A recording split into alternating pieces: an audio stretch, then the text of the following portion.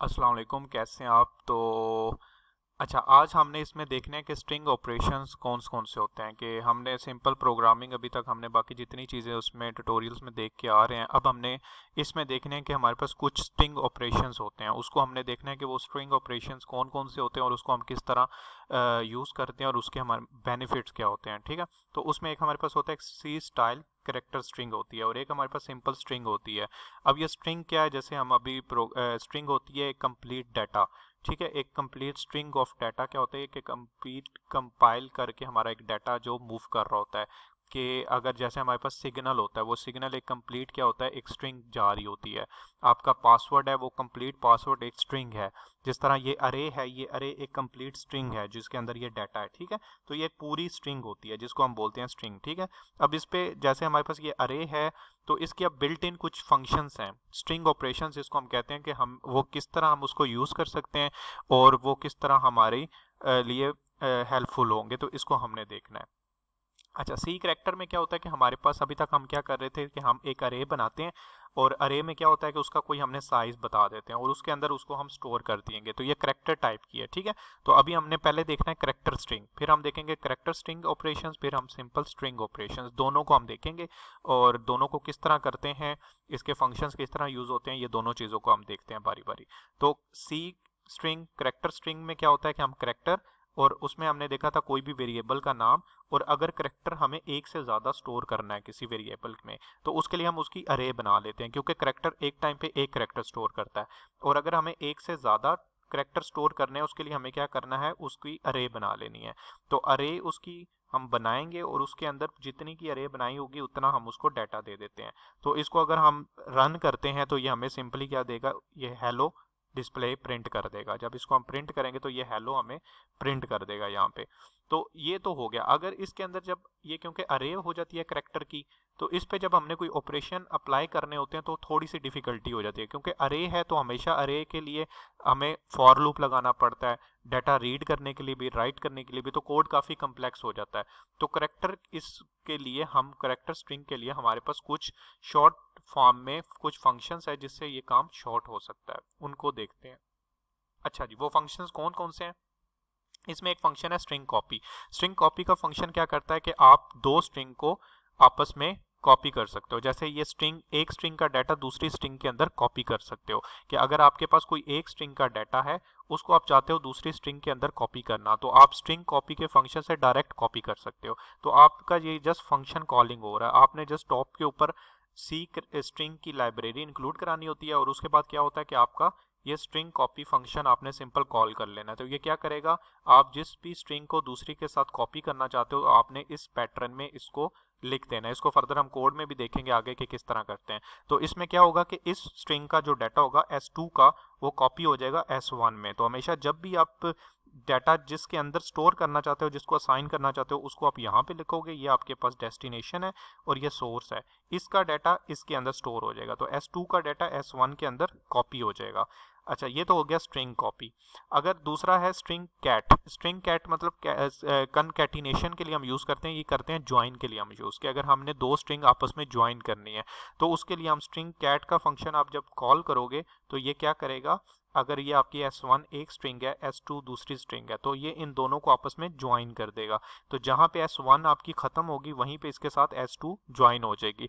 जैसे आप अक्सर फॉर्म फिल कर रहे होते हो, आपसे first name, last name, middle name पूछते हैं और एट द एंड वो आपको कंप्लीट आपका नाम शो कर रहे होते हैं। तो वो किस तरह होता है कि आपके पास ये फर्स्ट नेम और उसके बाद आपका लास्ट नेम पूछ के और उनको आप बाद में डिस्प्ले में उनको ज्वाइन कर देते हैं, तो उसको हम कहते हैं स्ट्रिंग कनकैटिनेशन। ठीक है, इसी तरह स्ट्रिंग लेंथ है आपके पास। स्ट्रिंग लेंथ क्या करती है कि ये आपको आपकी जो अरे होगी इसकी लेंथ बताएगी। इनके साथ जैसे यहाँ पे तो ये 6 आप खुद से बता रहे हो, अगर आप ये 6 यहाँ पे नहीं डिफाइन करते और आपकी स्ट्रिंग की लेंथ काफ़ी है जिसका आपको नहीं पता कि साइज क्या है, तो उसको आप लेंथ फाइंड करने के लिए आपके पास ये फंक्शन है स्ट्रिंग लेंथ का, उससे आप क्या कर सकते हो, अपनी स्ट्रिंग की लेंथ फाइंड कर सकते हो। इसी तरह स्ट्रिंग कंपैरिजन के पास आपके पास एक फंक्शन है, ये क्या करता है, आपकी दो स्ट्रिंग को कंपेयर करेगा और उसको अगर तो वो दोनों सेम होंगी, ठीक है, उनका डाटा अगर दोनों स्ट्रिंग का सेम होगा तो आपको ये 0 रिटर्न करेगा। तो आप बजाय इसके कि दोनों स्ट्रिंग पे अगर आपने वैसे कंपेयर करना हो अरे के ऊपर, तो आपको फॉर लूप लगाना पड़ता है और उसके हर एक इंडेक्स को आपको कंपेयर करना पड़ता है। लेकिन इस फंक्शन से क्या होगा, आपको ये फंक्शन खुद ही कंपेयर करके दोनों स्ट्रिंग का बता देगा कि वो इक्वल है कि नहीं। अगर तो वो दोनों सेम होंगे स्ट्रिंग का डाटा, अगर वो सेम होगा तो वो आपको 0 रिटर्न करेगा। तो आप इसके बाद कंडीशन लगा सकते हो कि इफ जो भी इसका string compare equal equals to 0, अगर तो इक्वल इक्वल्स टू 0 मतलब वो सेम है, तो फिर आप इसको सी आउट करा दो कि both string data is same. Otherwise आप इसको एल्स में कुछ भी शो करवा सकते हो, ग्रेटर है लेस है, तो आप इस पे कोई भी कंडीशन इस फंक्शन के बाद यूज कर सकते हो। तो आपको ये जितनी फंक्शनैलिटीज हैं करैक्टर स्ट्रिंग में, ये क्या करती हैं, ये फंक्शंस को यूज करने से क्या होगा, ये आपका काम शॉर्ट हो जाता है। तो ये इसके फायदे हैं कि इसको यूज करने से क्या होगा कि आप इन फंक्शंस को यूज करेंगे तो आप डायरेक्टली ये सब काम एक्सेस कर सकते हो, बजाय इसके कि आप ये पूरा कोड इसका लिखें। तो आपको ये एक बिल्ट इन लाइब्रेरी जैसा आपको इंक्लूड करनी है और उसके बाद आप ये सिंपली ये फंक्शन कॉलिंग करेंगे तो ये आपको खुद ये सब करके दिखा देगा। इसको हम प्रोग्राम में भी देख लेते हैं। ये एक डाटा लिया है जिसके अंदर ये कुछ रैंडम डाटा ले लिया, ठीक है, ये एक स्ट्रिंग 1 ले ली और ये 2 ले ली, 3 ले ली, इसका साइज 10 10 10 रख के और इसके अंदर हेलो स्टोर कर दिया और इसके अंदर वर्ड, ठीक है, और इसके अंदर अभी जस्ट डिक्लेयर किया, कोई डाटा इसको असाइन नहीं किया, इन दो को डाटा असाइन किया हुआ है। अब पहला फंक्शन कौन सा था, स्ट्रिंग कॉपी। स्ट्रिंग कॉपी हमने क्या करेगा, यह फंक्शन ये S1 का जो डाटा है ना हेलो, इसको कॉपी कर देगा S3 में, क्योंकि S3 अभी यहाँ पे खाली है, तो इस हेलो को इसने S3 को दे दिया, ठीक है। तो इस तरह क्या होता है कि स्ट्रिंग कॉपी का फंक्शन आप यूज कर सकते हो कि किसी स्ट्रिंग का डाटा आप दूसरी स्ट्रिंग को दे सकते हो। तो अब ये जब सी आउट करवाएगा तो ये स्ट्रिंग 3 के अंदर अब आपको क्या दिखाएगा, हेलो प्रिंट कर देगा, क्योंकि पहले तो स्ट्रिंग 3 खाली था लेकिन अब इसने स्ट्रिंग 1 का डाटा कॉपी कर दिया स्ट्रिंग 3 में, तो यहाँ पे अब इसको क्या आ जाएगा, हेलो इसके पास आ जाएगा। दूसरा फंक्शन था स्ट्रिंग कैट का, जिसके साथ हमने देखा था कि क्या करता है, दो स्ट्रिंग्स को आपस में ज्वाइन कर देता है। तो इसने कौन कौन से स्ट्रिंग को ज्वाइन किया, स्ट्रिंग 1 और स्ट्रिंग 2 को, इसको और इसको। तो जब ये प्रोग्राम आप डिस्प्ले करवाओगे स्ट्रिंग 1 को, तो ये स्ट्रिंग 1 के साथ स्ट्रिंग 2 को ज्वाइन कर देगा, तो हेलो वर्ल्ड आपको कंबाइन में ये आउटपुट देगा। उसके बाद है स्ट्रिंग हमारे पास लेंथ वाला, तो लेंथ में आपके पास ये स्ट्रिंग लेंथ क्या करेगा, जिसकी भी आप लेंथ फाइंड करना चाहते हो कि इस अरे की क्या लेंथ है, तो उससे आप उसको ये फंक्शन दोगे, तो इस फंक्शन में जो लेंथ होगी ये आपको इस वेरिएबल में दे देगा और इसको आप डिस्प्ले कराओगे तो ये आपको शो कर देगा। इसको एक बार रन करके देख लेते हैं। तो ये इसी तरह पहले वाले में एक स्ट्रिंग कॉपी में वो हेलो कर रहा है, वैसे ही खाली था लेकिन इसको हमने कॉपी कर दिया तो हेलो आ गया। दूसरी में इसने दोनों को ज्वाइन कर दिया और तीसरी में इसका साइज 10 बता रहा है। तो यहाँ पे तो आपने ये खुद से 10 दिया हुआ था तो ये आपके लिए इजी हो गया। लेट्स एज्यूम कि हम इसको ये 10 हटा देते हैं, जस्ट लेंथ वाला हम प्रोग्राम रन करते हैं, बाकी को हम हटा देते हैं। तो अब इस केस में ये क्या करेगा, जितना आपने इसको यूज किया होगा इसके अंदर जितना डाटा स्टोर होगा उसको काउंट करके उसकी लेंथ बता देगा। तो इसमें अभी हमारे पास 5 है तो ये इसकी लेंथ अब बता रहा है 5। तो इस तरह आप क्या कर सकते हो, आपको अगर कोई लेंथ फाइंड करनी है, स्ट्रिंग को कॉपी करना है, उसको ज्वाइन करना है, तो आप इस तरह कर सकते हो। इसके बाद जो आ जाते हैं स्ट्रिंग ऑपरेशंस पे, वो तो हमारे पास करैक्टर स्ट्रिंग था, लेकिन इसके लिए आपने जस्ट ये ऊपर लाइब्रेरी इंक्लूड कर देनी है सी स्ट्रिंग, फिर आप इन फंक्शंस को यूज कर सकते हैं। अगर आप ये नहीं करेंगे तो फिर आप यूज नहीं कर सकते।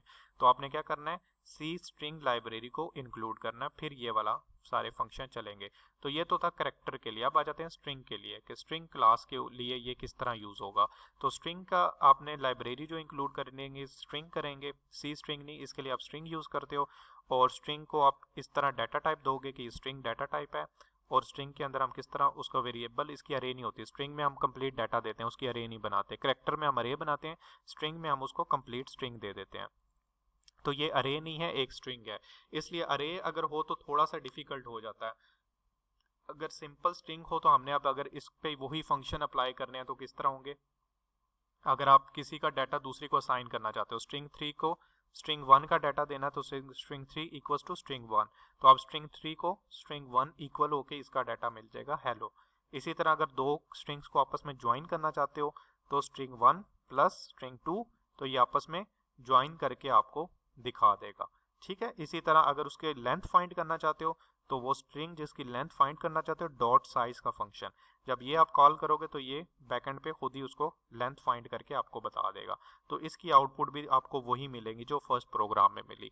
तो ये आपके पास सी स्ट्रिंग और स्ट्रिंग ऑपरेशंस होते हैं जिनको आप यूज़ कर सकते हो अपने प्रोग्राम के अंदर। आपको कहीं ना कहीं इनकी ज़रूरत पड़ सकती है, तो बजाय इसके कि आप उस पर बहुत कॉम्प्लेक्स कोड उसमें करना पड़े, आपको लूप लगा के आपको दो स्ट्रिंग को कॉपी करना है या फिर आपने डाटा मूव करना है, तो आप इन फंक्शंस को यूज़ करके, इन लाइब्रेरीज को यूज़ करके वो काम इजीली कर सकते हो। तो आपको ये जस्ट पता होना चाहिए कि स्ट्रिंग ऑपरेशंस क्या हैं और इनको आप लोग किस तरह यूज़ कर सकते हो। और स्ट्रिंग और सी स्ट्रिंग में डिफरेंस क्या है ये भी आपको पता होना चाहिए। सी स्ट्रिंग हमारे पास करैक्टर की फंक्शनैलिटी के लिए हम यूज़ कर रहे थे, और जो सिंपल स्ट्रिंग था वो हम इस सिंपल स्ट्रिंग डाटा टाइप के लिए हम यूज़ कर रहे थे।